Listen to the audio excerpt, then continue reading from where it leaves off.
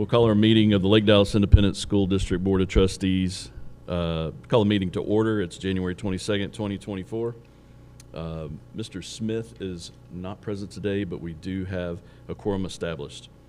First item is a moment of silence. If you'd join me in that, please.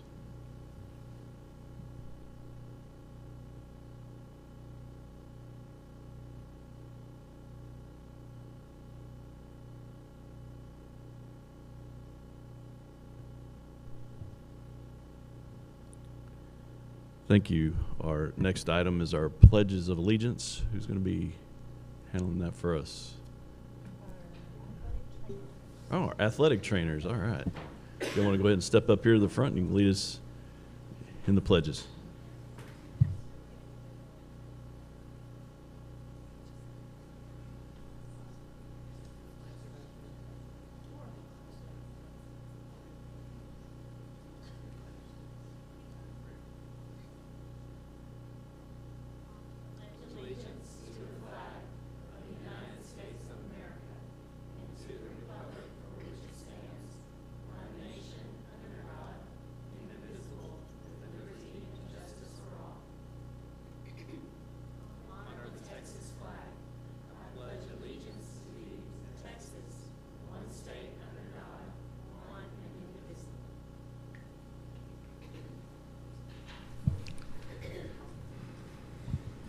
Thank you very much for that. Don't go too far.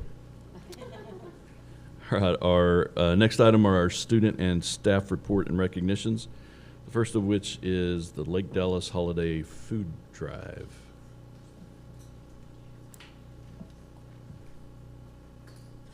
They did a great job with the pledge. They were very nervous, very nervous. So first of all, thank you for having us.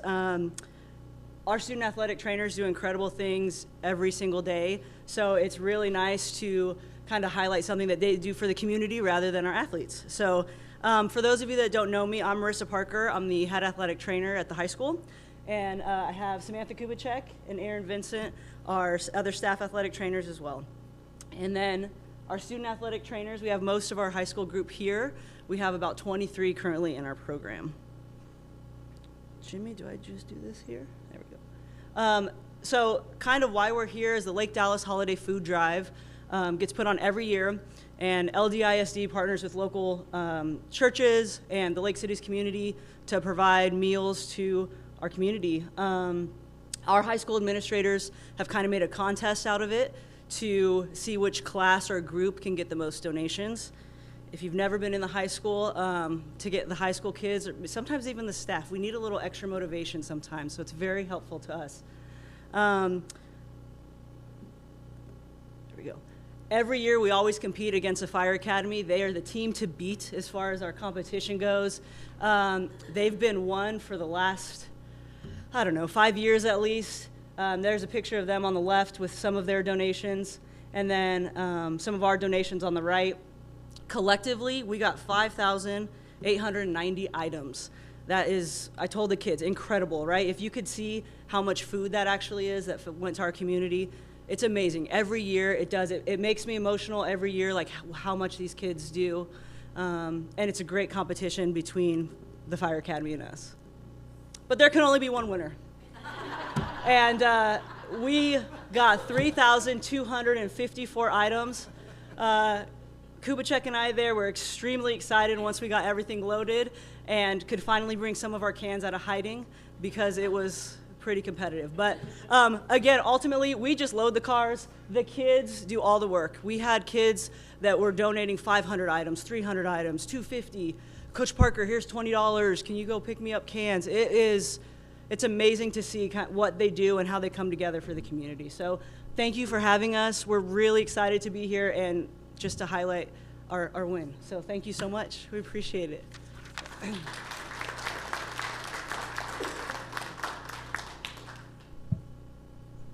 Good job, guys. Our next item is the TAEA Youth Art Month State Exhibition. I don't know why I had such a hard time with that.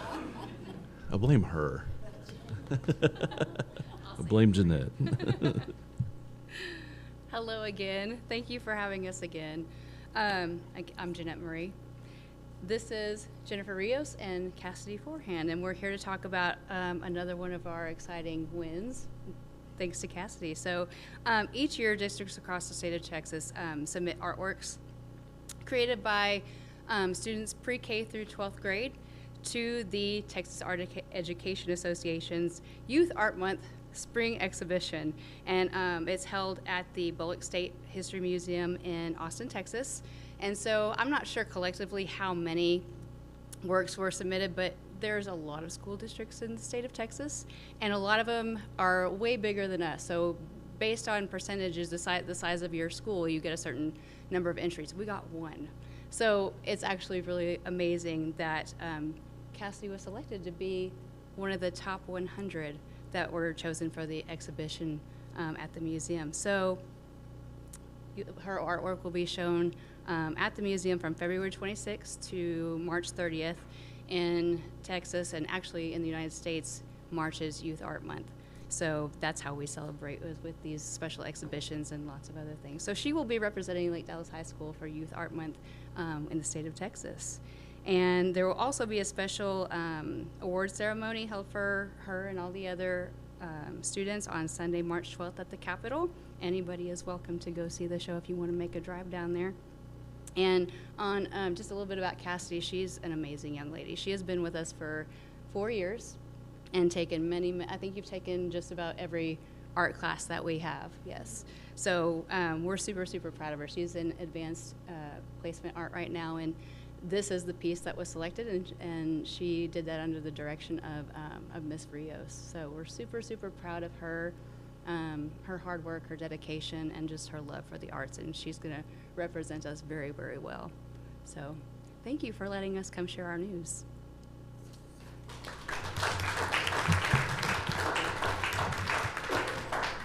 Good job. Congratulations. Our next item is the Certificate of Excellence in Financial Reporting Award. So Mr. Eversole is going to join us, but as he comes up, he won't thank himself, I'm sure. So I just wanted to point out that, as you guys know, and you'll hear later tonight, the annual audit is the ultimate game in terms of how efficient we are and how close to the rules we follow in terms of our finance department. And so every year we submit our audit, and we are chosen, if you will, if you see that they review these high fiscal standards and determine if the district receives a certificate. And this year they did. And so he was a little hesitant, to be honest with you, under recognition of staff for himself, but he did want to share about his department. But I also wanted to point out that Mr. Eversole leads this department and does a fantastic job. So I'll let you share about your staff, but I just wanted to share about him first. Okay. Well, thank you, Dr. Britt. Good evening, Board. Good evening. So yes, I want to kind of say exactly what Dr. Brown said, but this award we've received for several years. I think this is the 31st that we've received. And there's actually 2 awards, one by ASBO, Association of School Business Officials, and another award, Governmental Financial Officers Association. And really what it does is it validates the credibility of our operations from an audit and reporting standpoint. It measures the integrity and technical competence of our business staff, Ms. Hahn, which I'll talk about here in just a second. It absolutely helps us achieve a better bond rating. So when we go through the process to sell bonds, we have underwriters' calls, and the fact that they have our audit report, which this year I think totals 160 pages, they do come through that, and it does give them a better feel for our operations, and our financial advisor says it does give us better yields on our bonds. And it just shows the community that we're credible and transparent. So we post this. If the board approves our CAFR later on this evening, we will post it tomorrow, along with many other CAFRs that we have posted on our website. So, but really this is Ms. Hahn's report, not mine. I get to sign off on it, but she's the one who does the work to put this together. And so, so I appreciate what she does. It's a lot of work, all 160 pages, and she's got an integral part of it. So just like to recognize her.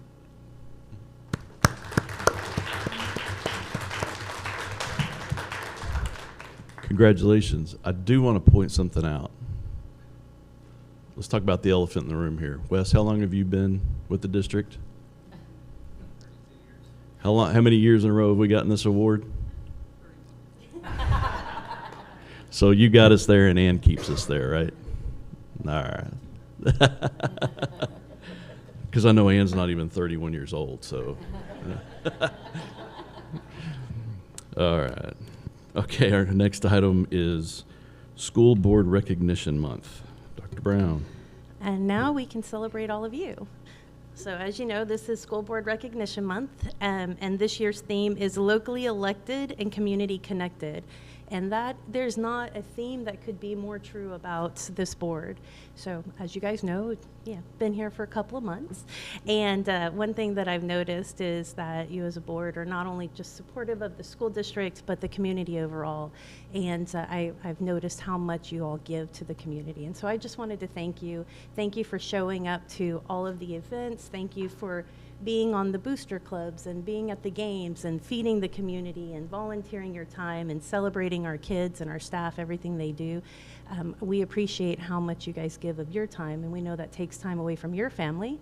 And although we all know that you're highly paid and that you come for the ginormous paycheck of $0 a month, we appreciate that you do that and that you give our community and our kids everything that they need to be successful. So around the room you have some posters that were made by our campuses.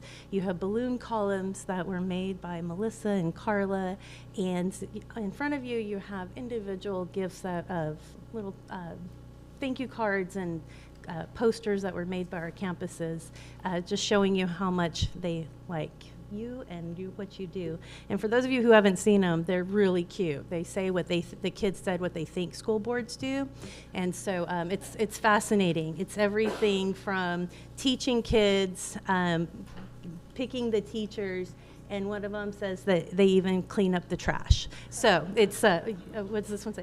I think a school board helps people clean up. So it's super cute. And it has their pictures on them. So thank you to everybody that took the time to make the signs for you guys, and thank you guys for your time and dedication.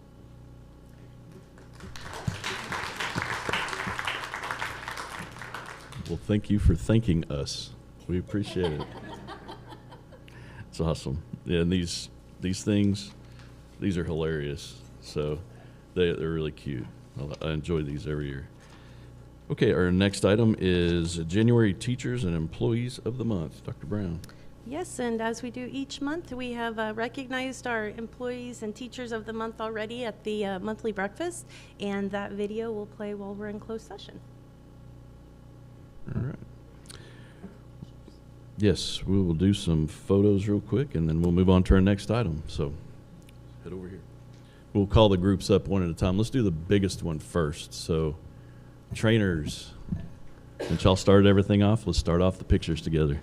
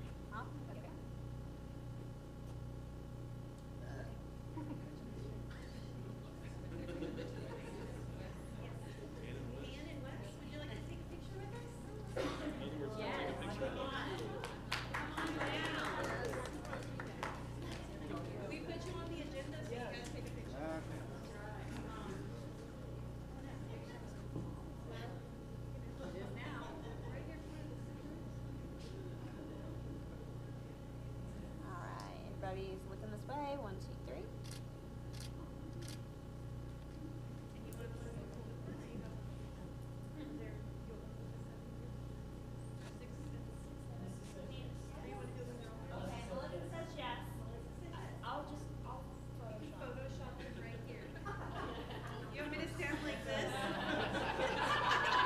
Okay, let's do a funny one and a real one, right? The kids like to do it that way too, don't they? All right, ready? You want us to high five Bruce? Okay, real one first. Ready? 1, 2, 3. Why are y'all like off on an island by yourselves? Scooch in. Okay. Yeah, Bruce. There you go. Okay, 1, 2, 3. Perfect. Okay. Do you really want to do it? No, bro. I'll just.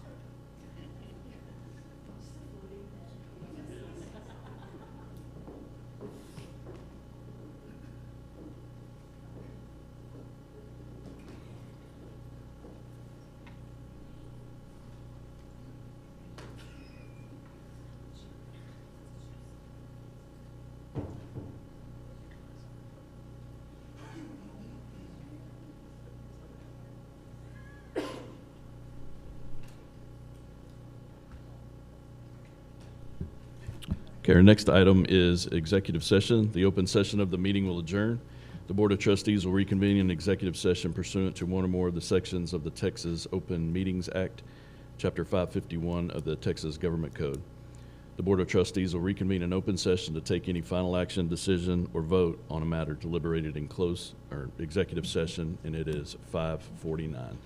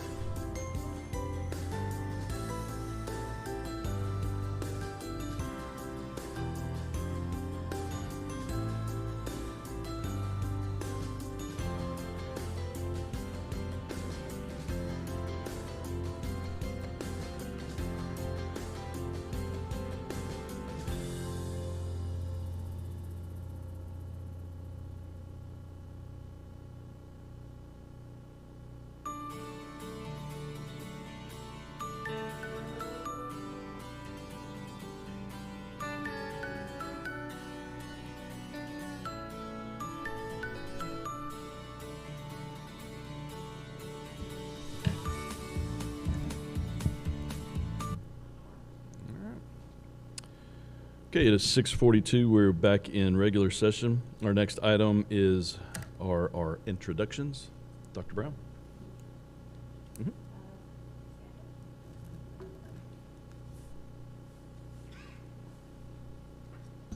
Good evening, Dr. Brown, President Stacy, and trustees. I'd like to introduce the newest member of the LDISD administrative staff, Mrs. Taylor Poston. Can you join me? Taylor has been hired as the district's Director of Communications, and she hit the ground running at the start of this new semester. Prior to joining the Falcon family, Taylor served as the Director of Communications for the Sanger Independent School District and Public Information Officer for Crum ISD. Her professional experience also includes working as the Marketing and Community Relations Coordinator for Bill Utterford. Taylor graduated summa cum laude with her undergraduate degree from Grand Canyon University, earning a Bachelor of Science in Marketing. Her professional accomplishments include being an active member of the Texas School Public Relations Association, TSPRA. She was awarded 2 TSPRA Silver Star Awards for Video Feature Story in 2021. She has had articles published in TSPRA's Communications Matter magazine. She had an article published and a cover photo feature in Texas Lone Star magazine. And she was awarded the TSPRA Bronze Star Award for Video Feature Story in 2020. Taylor's husband, Dakota, is an LDHS alum, and the Postons are members of our LDISD community and the proud parents of a 19-month-old daughter, Autumn. Please join me in giving a warm Falcon family welcome to Taylor Poston.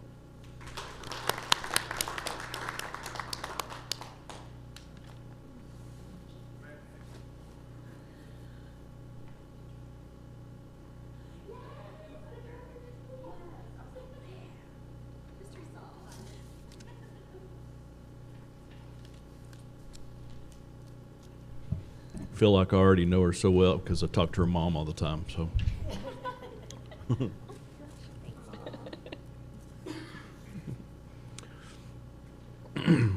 Well, welcome aboard. Our next item is our public comment. We have nobody signed up for public comment. Thanks, Jerry. Our next item is our information items. First of which is Lake City's Education Foundation Annual Update. Ms. Landrum. So good evening again. Thank you for the opportunity to give an update on the Lake City's Education Foundation.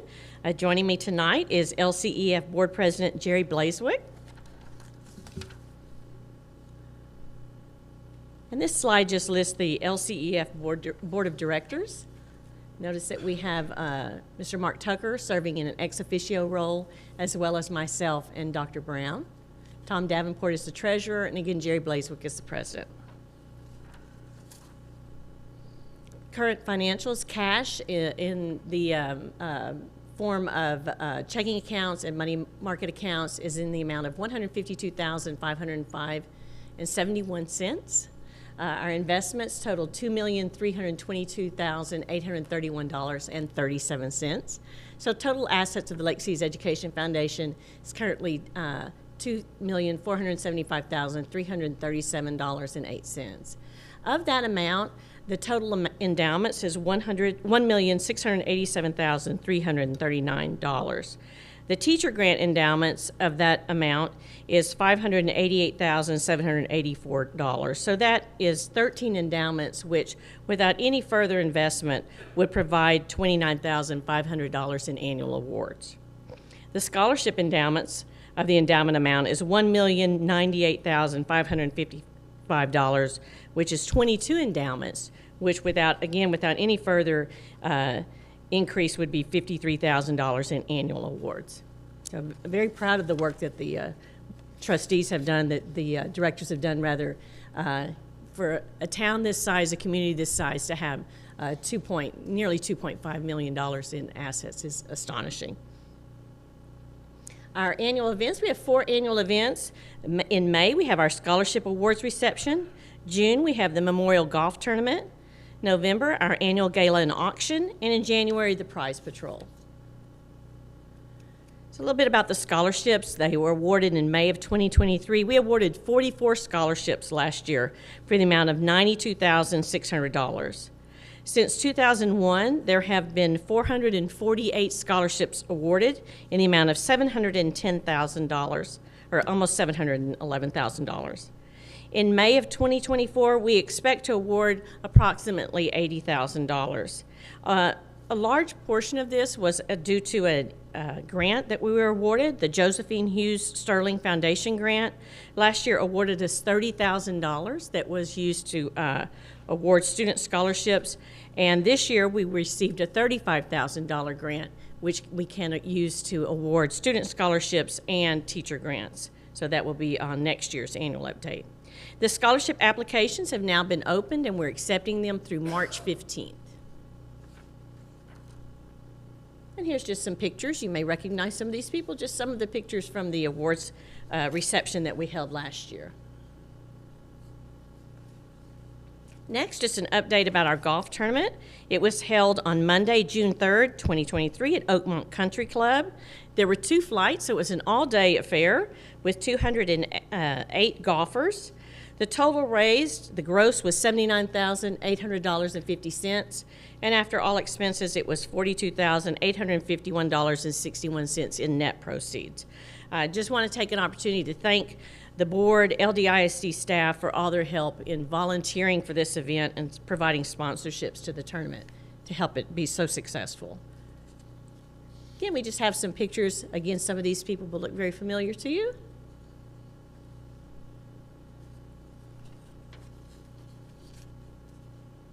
And on to the gala. It was held Thursday, November 9th, 2023 at Embassy Suites. There were 340 people in attendance, so we're getting back up to our pre-COVID numbers. Our gross proceeds were $100,340, and the 2023 year-to-date net income is $48,048.47. Our 2024 gala is tentatively scheduled for Wednesday, November 6, 2024. It's a little bit of a change from the Thursday date that we've had in the past, but right now it looks like they have a Wednesday date that would be available for us with the space that we need. And once again, I'd like to take a moment on behalf of the LCEF Board of Directors to express our appreciation once again to the LDIC trustees and staff who supported our event through donations, sponsorships, and volunteering. Here's some pictures from that very fun event.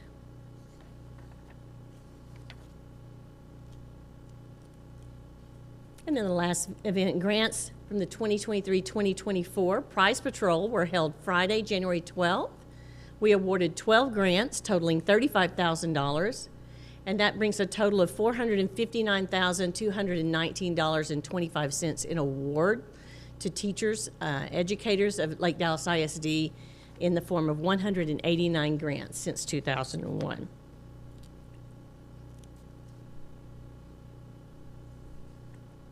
And some pics from that day.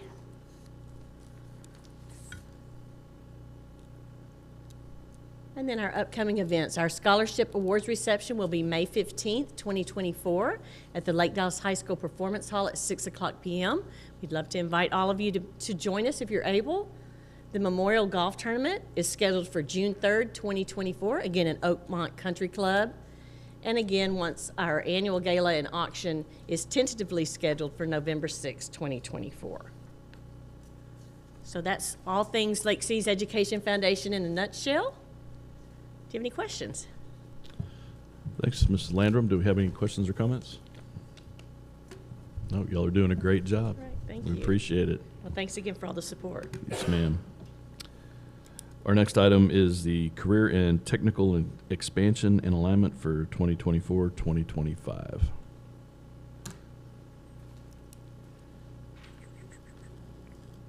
Good evening, President Stacy, Dr. Brown, and school board trustees.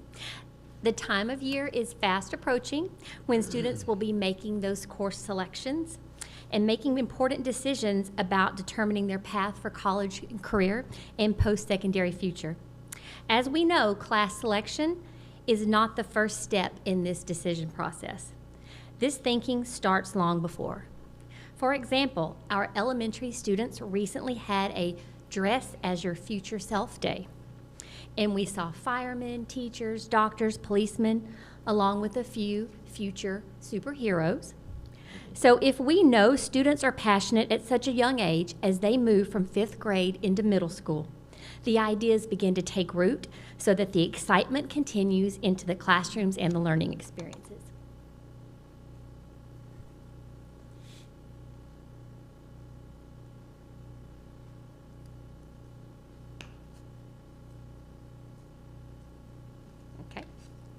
Middle school students thrive in an atmosphere of exploration, having the opportunity to learn about career choices and experience real-world application. They begin to focus on specific interests and future pathways available to select from in high school. Student interest surveys, participation rates, and student outcomes provide data to support CTE choices. In addition, neighboring and statewide workforce organizations such as North Central Texas Workforce Solutions provide data on high growth and high need occupations along with required certifications, education, and training. All of this comes together with collaboration between campuses, district, and community to develop program and course selections.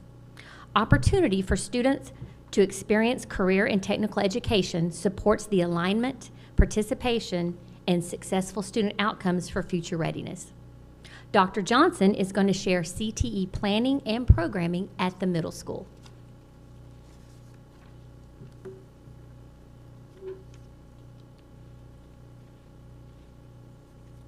Good evening. In line with LDISD Goal 3, Priority 1.3, Lake Dallas Middle School looks to introduce and give all students the opportunity to explore CTE pathways to support goal setting, motivation, and real-world experiences. Lake Dallas Middle School looks to offer all of our students an exceptional educational experience, and expanding on the opportunities in CTE is another way that we can capitalize on this goal. The courses that are listed are not exhaustive of the opportunities that students will have at Lake Dallas Middle School, but will give you an idea of the possibilities offered through CTE.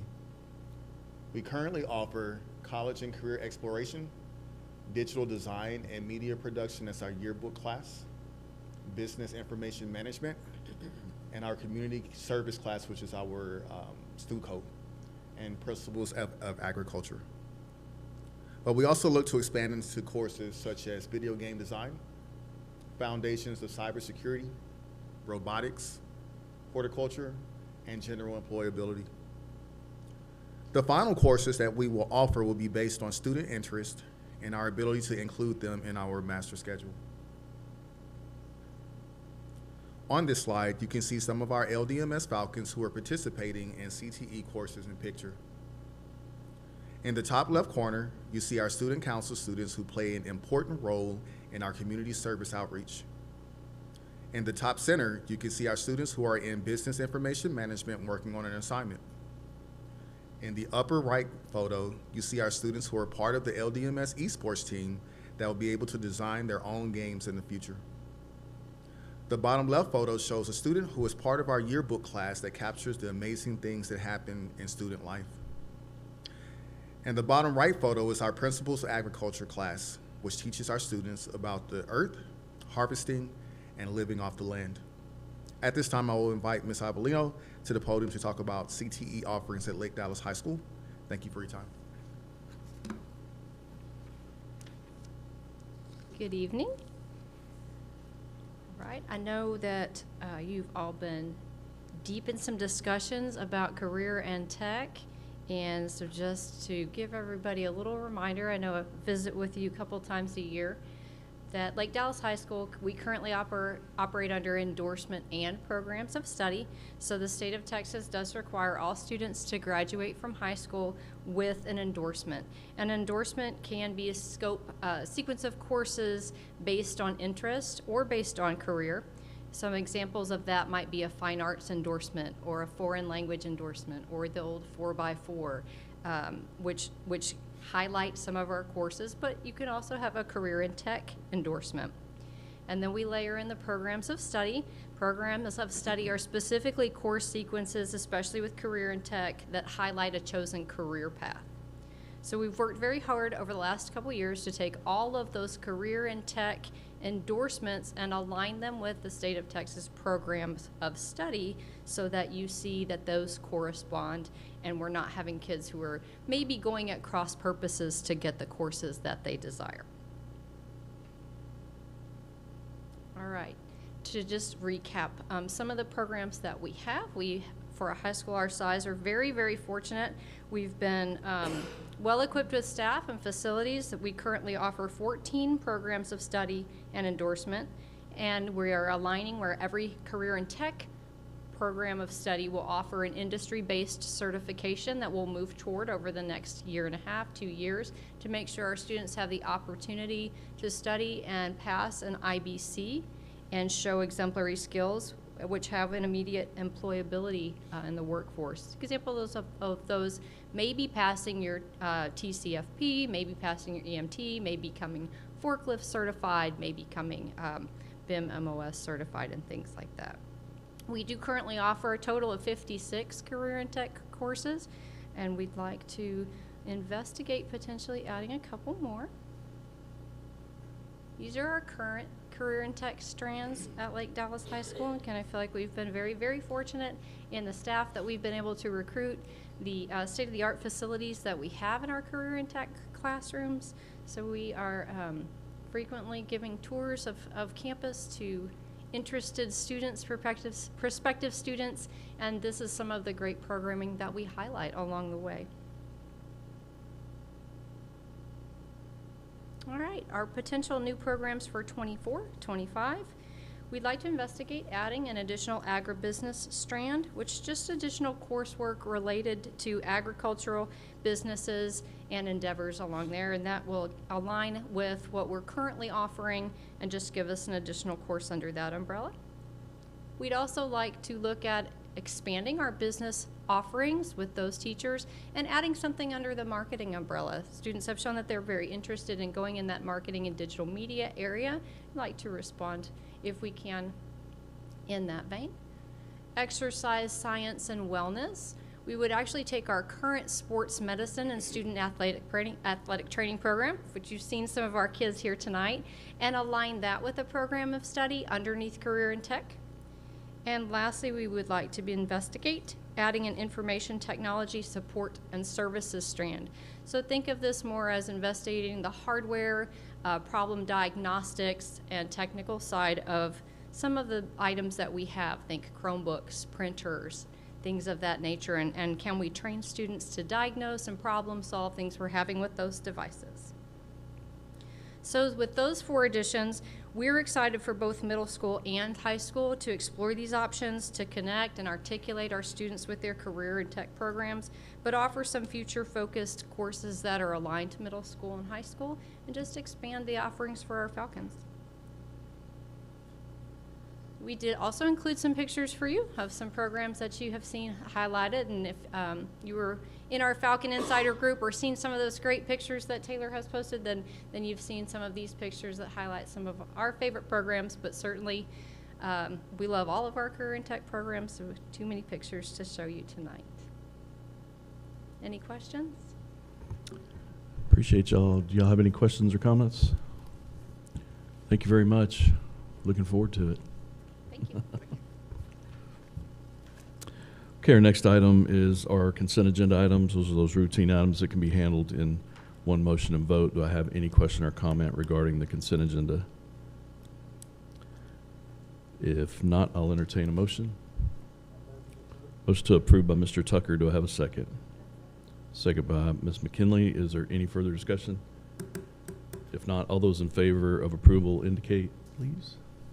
And that passes unanimous 6 and none opposed. Our next item, our action items, the first of which is consideration approval of the 2022-2023 annual comprehensive financial report.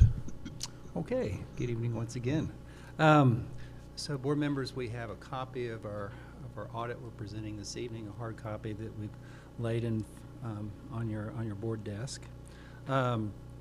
So a few facts. We're presenting our annual comprehensive financial report this evening for the 22-23 school year, which ended August 31st, accounting-wise, August 31st, 2023. So districts, school districts must file an audit financial statement annually with TEA. The audit must comply with all the rules and regulations set forth by TEA under the Financial Accountability Resource Guide. The report must be presented and approved by the school board by January 31st of each year.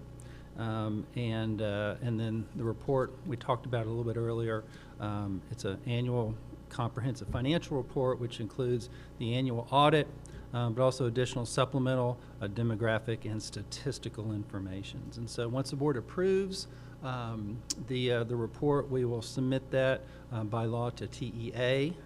And then the report will also be forwarded to GFOA and ASBO for their review as well. And so, so Mr. Rob Say has been our auditor for several years from the audit firm of Hankin, Eastop, Deaton, Ton, Say, and Scarborough. And he couldn't be with us in person this evening, but we have him on the big screen. And so I'll hand it over to Rob to review the audit and the annual comprehensive financial report.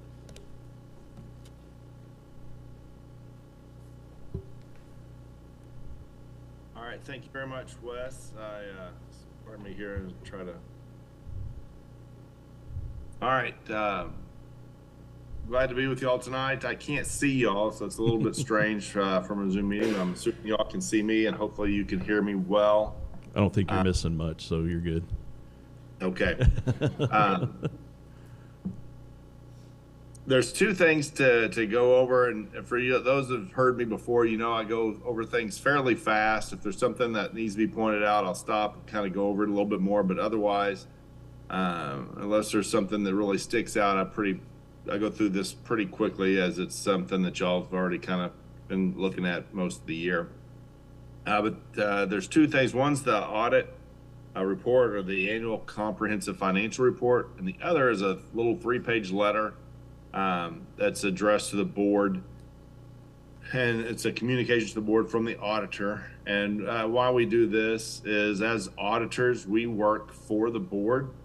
Y'all actually hire us to do the audit for the district, but we work with administration because they've got the all the documents and everything else that we need to look at to complete our audit. So there's a disconnect between the board and the auditors, and that y'all aren't seeing what we're doing on a daily basis, or you're not in the discussions that we're having with management over accounting items. So this letter is there to let y'all know that if there were any issues, any problems we were having, we would bring those up in this letter.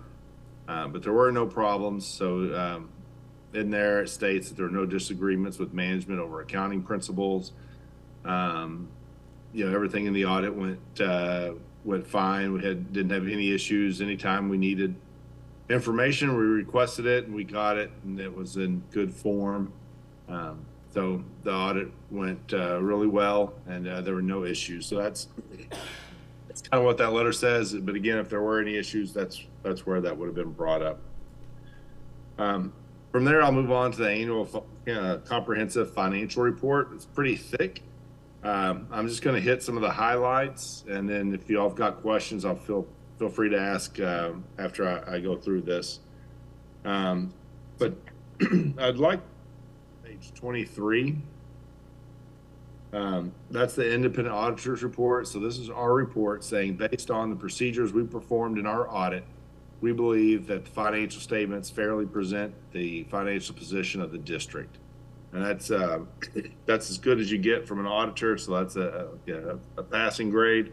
There's two other types of reports that you can get, and there'd be extra paragraphs in there if there was something wrong. But there was nothing wrong with y'all's audit. Everything went fine. And so you got the standard good report. From there, excuse me, page 25. It's 25 on the numbering. It may not be 25 in your PDF because of some unnumbered pages at the beginning. But it's at the top, it says management's discussion and analysis. And this is just a narrative about the financials. It gives some highlights of the information. And then through there, it will give some comparative information this year compared to last year. Now, I will point out that the comparative information is on the government-wide financials, not the fund financial statements, which y'all are used to looking at. The government-wide financial statements include fixed assets and depreciation. They include debt. They include the pension liability and the OPEB liability, which I'll go into a little bit later, which the fund financials don't. Most the fund financials are what districts use to manage their finances of the district, and that really just includes the ins and outs of the cash with a few accruals for accounts payable, accrued wages, and things like that. But there's no debt, no fixed assets in the fund financials.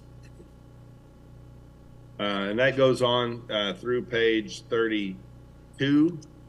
And then if we jump to page 35, this is where the financials start. This is the statement of net position. It's a government-wide.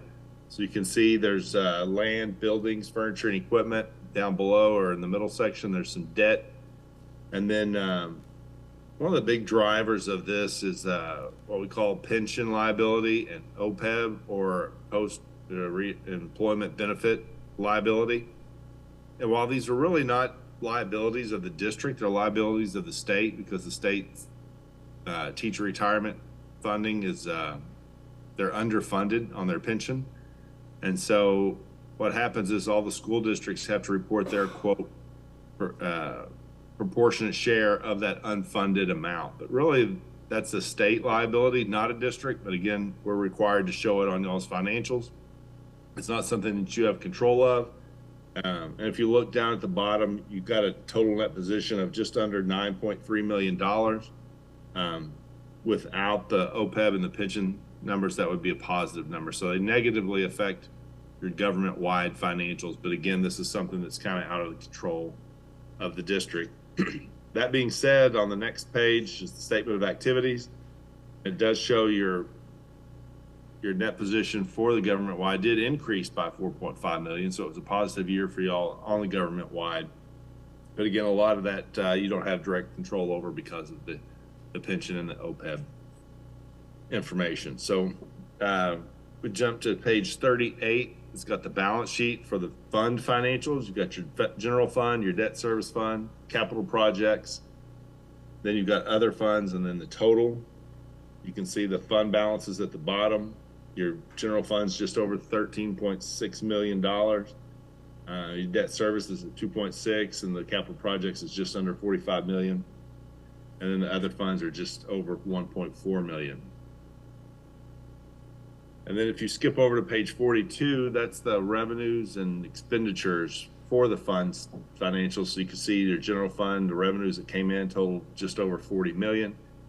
Expenses were also just over 40 million. So you had a net increase in your fund balance of about $192,000, which leaves you, again, that 13.6 million in fund balance, which is approximately close to 4 months of expenditures, which is a good amount to have on hand. It's kind of a safety net or a little savings account.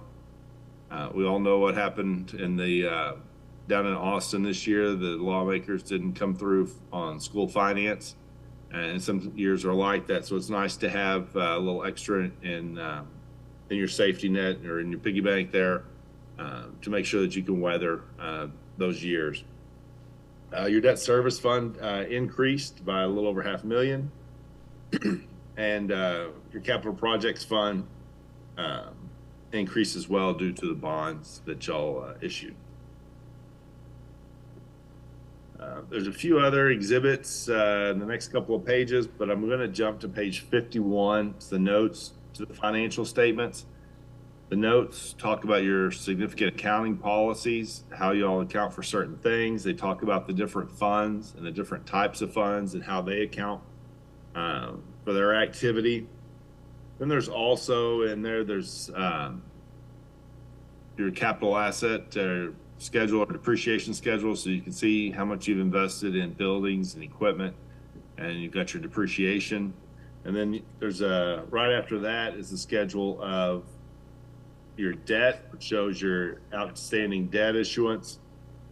And then it also shows the your debt payments that are going to be for the next 5 years individually, and then they lump them into 5-year increments after that, so that you can see what you're what you're going to be putting out cash wise for your debt requirements in the future years. After that, a lot of this is related to that net pension and OPEB,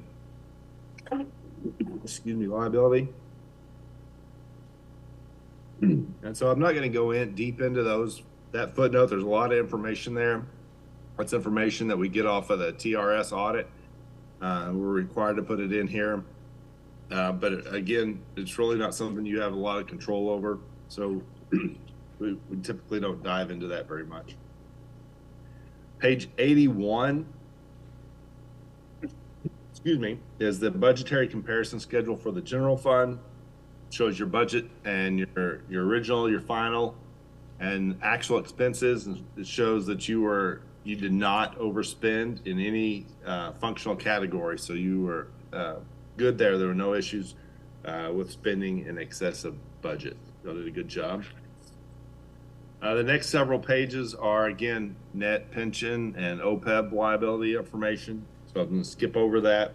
Go to page 92, which is the combining schedules. So on that financials, there was the general fund, the debt service, the capital projects, and then other funds.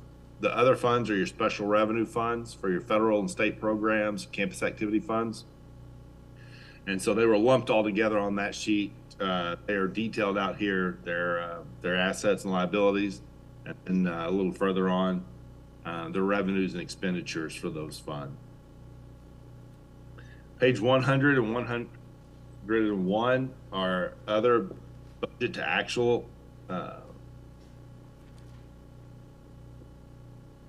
exhibits, and so it's for the food service, for the debt service, and so you can look there and see that y'all were underspent. You did not overspend on your budget, so you stayed within the budget there.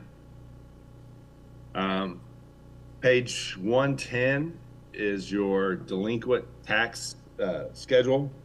You can see over the years, you can see what your tax rate's been, what your appraised value's been. You can see that it went up a good deal from prior year. Your taxes due, your delinquent taxes increased a little bit from 736,000 to 788,000. But your levy went up considerable due to the increase in appraised value. So you would expect your delinquents to go up a little bit. So I think that that small increase in delinquents is not a big issue considering that fact.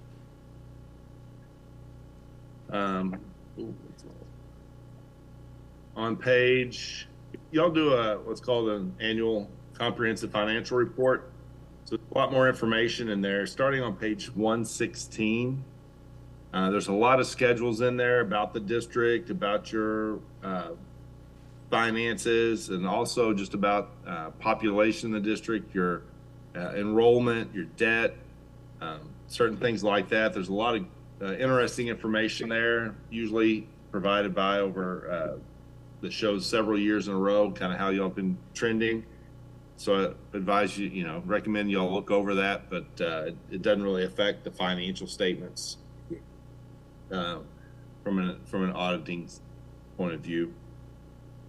On page 155 is our second audit report that we have to do. Because you're a governmental entity, we have to conduct our audit in accordance with governmental auditing standards. That requires us to take a look at your internal controls, over accounting, to make sure that they're strong enough to ensure that the financials that y'all do prepare are correct, and that you're gathering all the information you need to gather and it's input in the correct categories. And so we looked at all that and determined that your internal controls are sufficient to make sure that your financial statements are correct.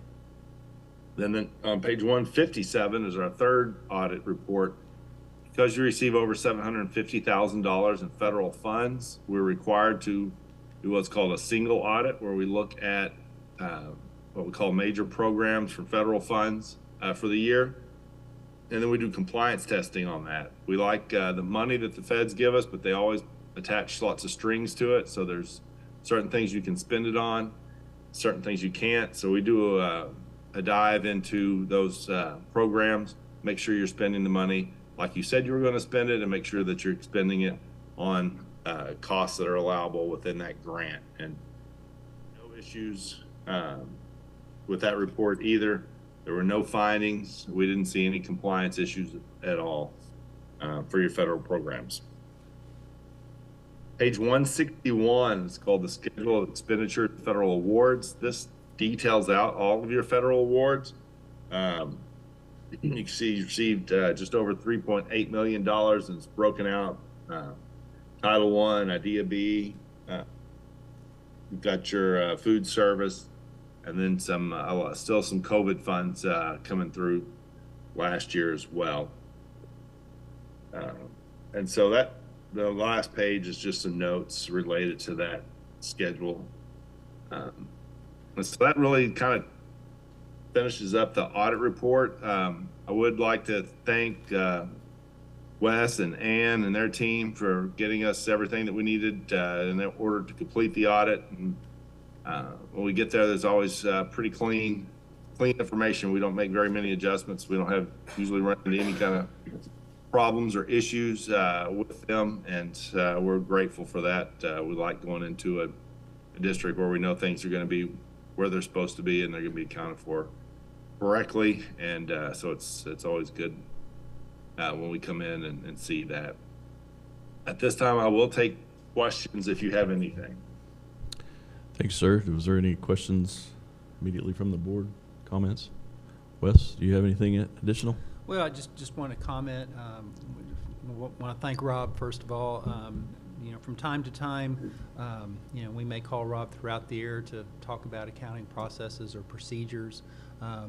One thing is certain is the accounting for school districts have become a lot more complicated than they were certainly when I started. And so there's different GASB pronouncements that we're required to follow. And it seems like there's been a big pronouncement every 2 years, I guess, recently. And so from time to time, we'll call Rob and ask his advice, and he's always available when we talk to him. We appreciate that. And then also, I'd just like to talk about internally, this is the whole business office staff combining efforts to go through this audit. Not only myself and Ms. Hahn, but our payroll department, our benefits department are all part of what gets reviewed. And so it's a lot of effort. We love to see Rob when he shows up on a Monday, and we're certainly glad to see him when he leaves on that Friday.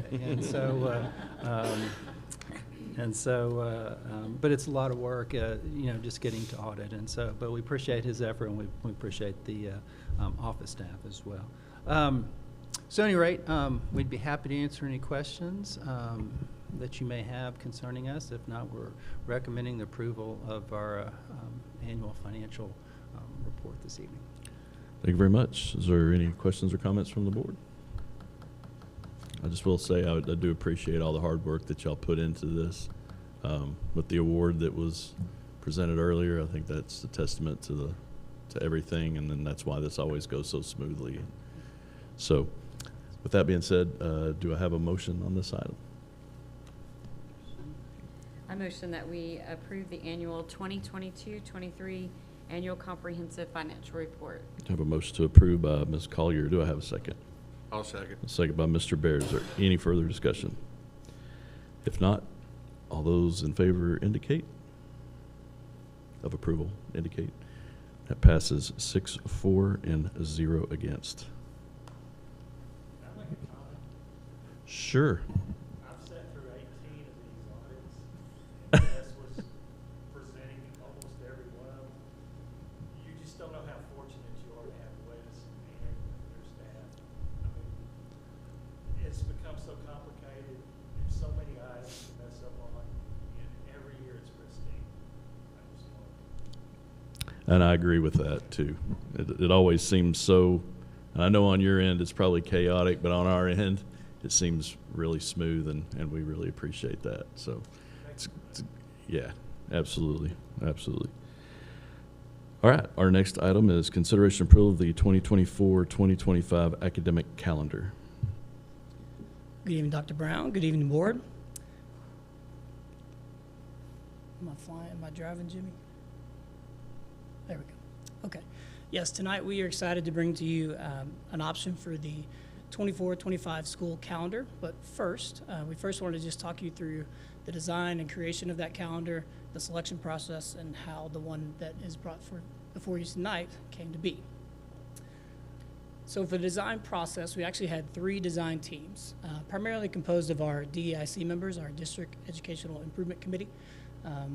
But we also invited staff members from all 5 campuses. So we had teachers, professional or paraprofessionals, and support staff join. So you can see the list of stakeholders there. There's a wide variety, including support staff, administrative staff, local businesses, community members, and parents as well. So from that group, we divided into 3 different design teams. And really, they started with a blank slate for the 24-25 calendar year, and were able to create a calendar, which is a tall task and a tough order. But we did give them guidelines, requirements, a rubric, if you will. So requirements from the state, local requirements that we have with Lake Dallas ISD, and then of course the big one there, C, the minimum number of instructional minutes to ensure that all our kiddos are getting the required amount of instructional minutes. It is an academic school calendar. So those are their checklists that they had to go through as they built this calendar. The timeline behind it, these 3 groups met in November, developed their calendars.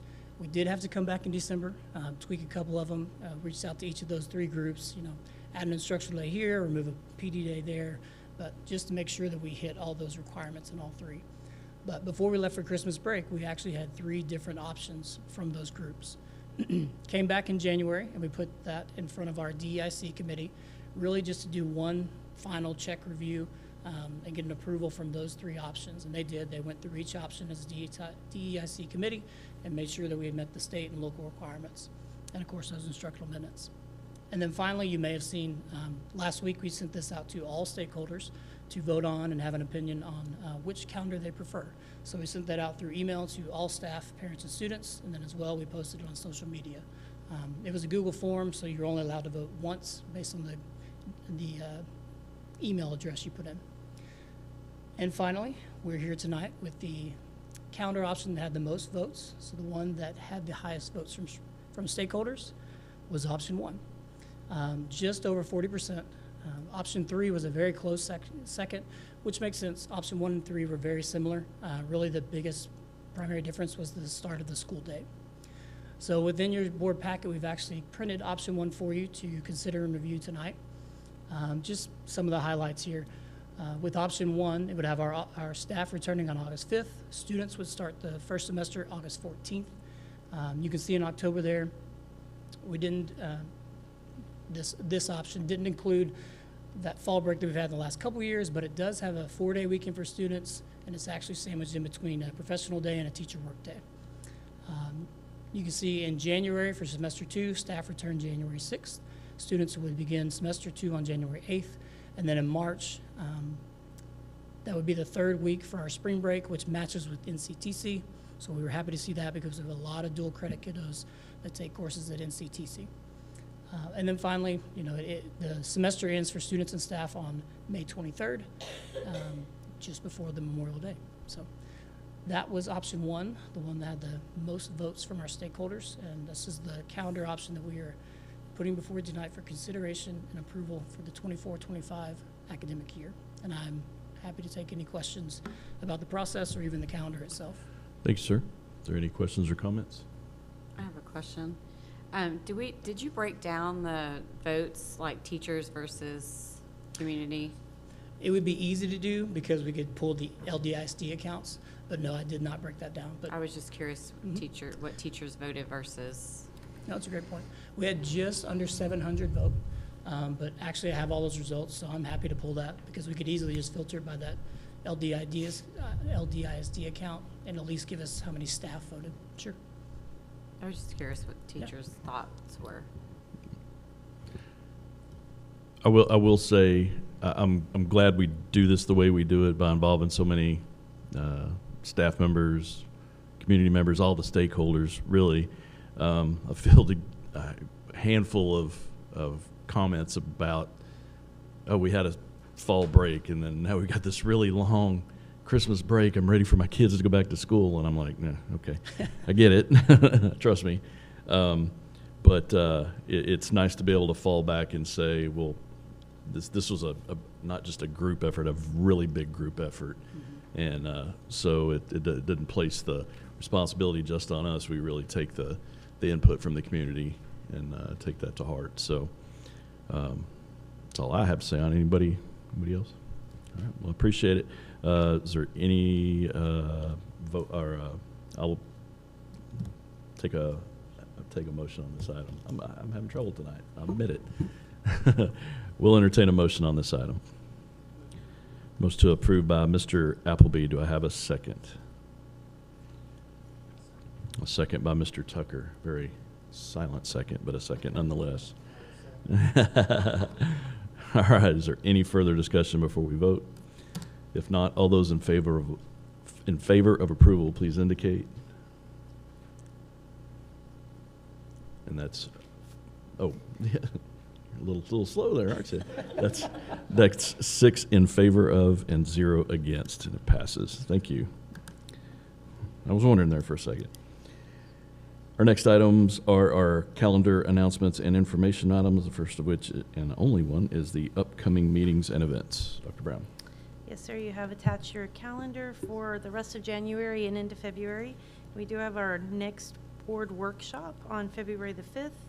And then you'll see a series of things there. And if, just as a reminder, we moved the Board of Trustees meeting to February 26th of next month. So I'll let you guys review that.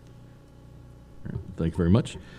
Our next item is an executive session to talk about the superintendent evaluation and contract, and it is 7:29, and we will go into executive session.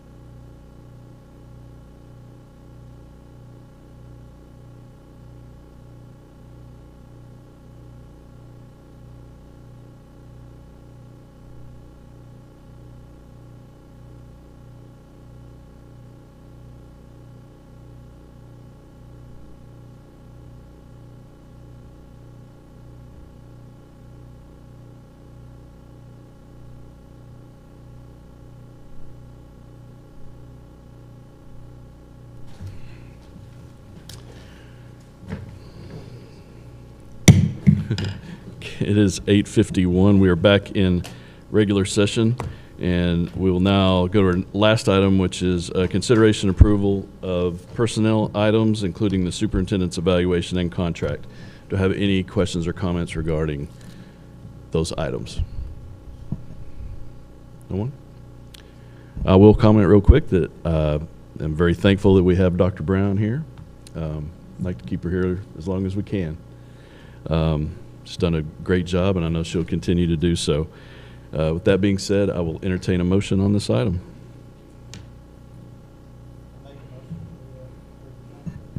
And the evaluation? Okay, got a motion to approve the contract and the evaluation from Mr. Tucker. Do I have a second? Second by Ms. Collier. Do you have any further discussion? If not, all those in favor of approval, please indicate. And that passes 6 in favor of and none against. 0 against. You're welcome. Thank you, thank you. And that concludes our business for the evening, and we are adjourned. It is